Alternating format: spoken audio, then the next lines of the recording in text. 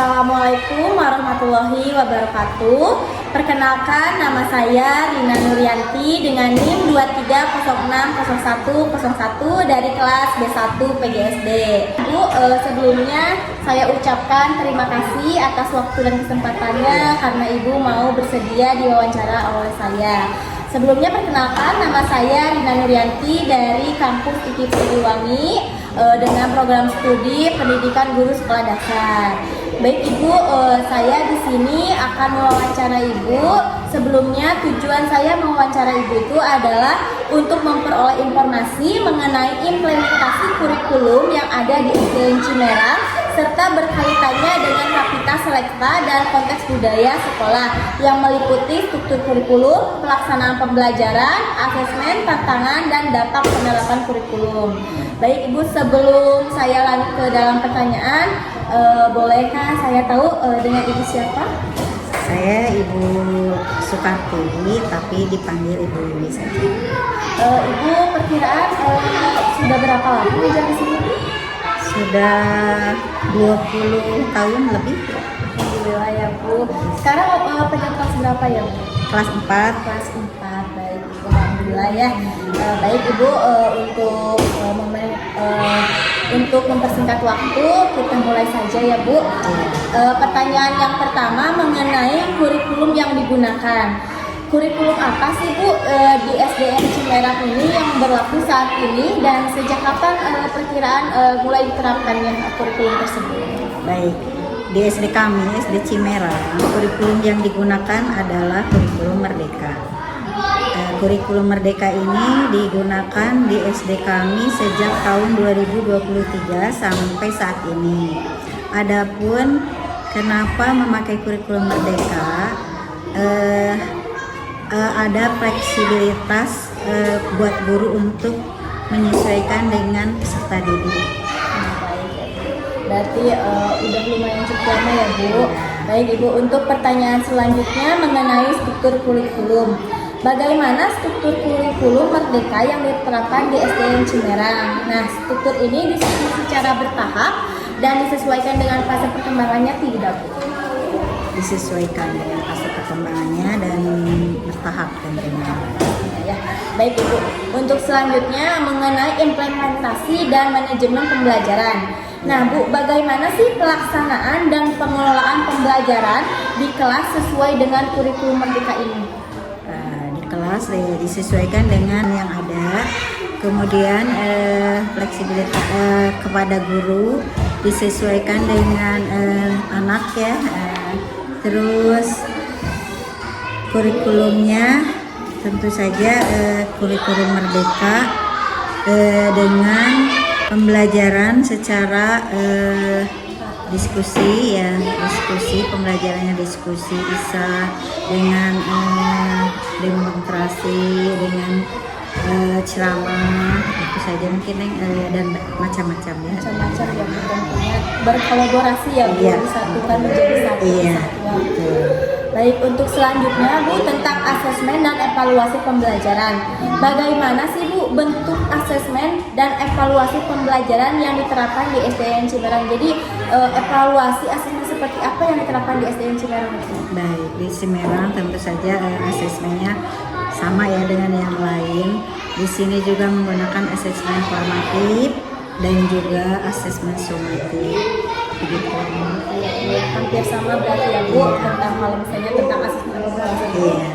Baik, untuk selanjutnya bagaimana sih Bu keterkaitan kurikulum Merdeka dengan Kapita sekolah atau muatan lokal yang ada di SDN Cimerang? Iya tentu. Misalnya ya dalam pembelajaran di kelas tentu disesuaikan dengan masyarakat ya, adat masyarakat di sini tentunya perilaku dan sesuai dengan yang apa ya namanya diinginkan gitu. Baik Ibu, untuk selanjutnya ada tidak Bu tantangan yang dihadapi oleh SD Cimerang saat menggunakan kurikulum Merdeka ini? Tantangannya seperti apa dan apa saja? Tentu ada tantangannya ya. Nanti tantangan ini juga kan kurikulum Merdeka kan tentu menggunakan juga selain apa sih daya dukung ya, daya dukung sekolah dari sekolah misalnya tentang buku ya, fasilitas mungkin ada beberapa mungkin yang belum tercapai.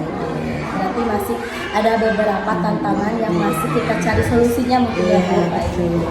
Untuk selanjutnya Bu, bagaimana dampak penerapan kurikulum Merdeka terhadap siswa? Jadi setelah diterapkan kurikulum ini, dampak untuk siswanya bagaimana? Semakin bagus karena kurikulum Merdeka juga membuat siswa lebih aktif ya, lebih aktif di kelas. Mungkin guru hanya sebagai fasilitator dan siswa mungkin aktif dalam pembelajaran. Itu membuat siswa lebih yakin dan percaya diri dalam belajar. Berarti dapat kita simpulkan bahwa kurikulum ini itu semuanya berpusat pada siswa gitu ya? Betul, berpusat pada siswa. Bagaimana pandangan Ibu terhadap penerapan kurikulum Merdeka di SDN Cimerang?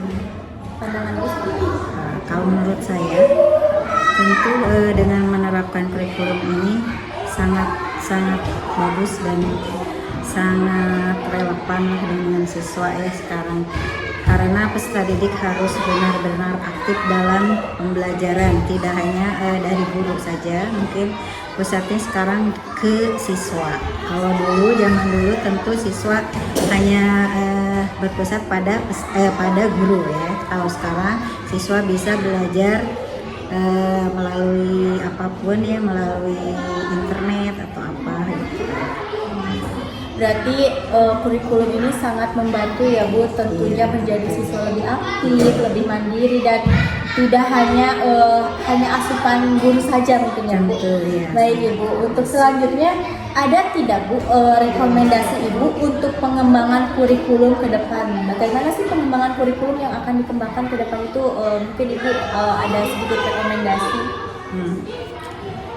Ya, yang saya harapkan ya mungkin ke depan harus lebih baik lagi lah dari saat ini. Mungkin kurikulumnya ada penambahan lah tentang pembelajarannya seperti apa ya, itu mungkin terus bagaimana mungkin guru lebih lagi mendidik anaknya ya, anak-anak peserta didik ini harus lebih aktif lagi gitu. Berarti secara umum kurikulum Merdeka ini memberikan dampak positif ya Bu, baik bagi seorang guru atau pengajarnya, baik juga kepada siswanya mungkin ya Bu. Guru juga mungkin dituntut lebih kreatif ya Bu, dan memberikan ruang bagi siswa untuk lebih maju lagi, untuk berkembang lagi. Menurut Ibu sudah sesuai belum Bu kurikulum ini yang diterapkan dengan perkembangan zaman yang sekarang? Sudah, menurut saya sudah sesuai, sangat sesuai lah. Tapi kalau misalnya ada pun nanti kurikulum yang baru ya harus kita ikuti juga ya. Harus ikuti juga ya Bu, karena mungkin setiap pergantian kurikulum itu harus dikembangkan sesuai zamannya Bu. Berarti tadi juga kurikulum ini yang diterapkan di SDN Cimerang ini pastinya berkaitan dengan muatan lokal ya Bu, seperti kayak lingkungan di sekolah ya Bu. Di sekolah. Iya, masyarakatnya di tempat ini berarti mendukung ya Bu. Mendukung, sangat mendukung.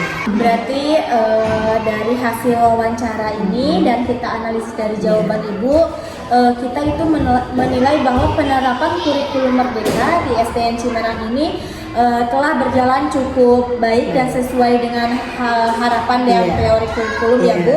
Pembelajaran ini lebih kontekstual ya Bu, dan aktif, relevan dan pada kehidupan siswa ya Bu. Namun masih terdapat tadi ada disebutkan beberapa tantangan yang masih kita cari solusinya ya Bu ke depannya untuk lebih beradaptasi gurunya dan dalam perubahan kurikulum ini. Nah, apa namanya Bu, untuk menunjukkan bahwa keberhasilan kurikulum ini sangat dipengaruhi oleh kesiapan guru dan siswanya tentunya ya Bu. Jadi semuanya berkolaborasi ya Bu, tidak hanya kan kalau dulu hanya guru saja gitu kan.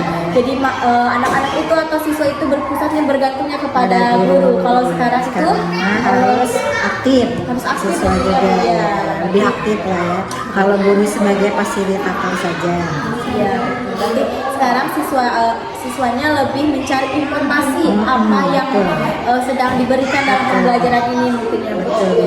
Baiklah Ibu, mungkin itu saja wawancara yang dapat saya tanyakan. Terima kasih atas saran, dukungan, dan informasinya Bu. Insya Allah ini informasinya sangat berguna untuk saya. Dan terima kasih atas ketersediaan waktunya Ibu. Dan mohon maaf bila ada kata-kata salah ya Bu dalam bersikap ataupun berperilaku.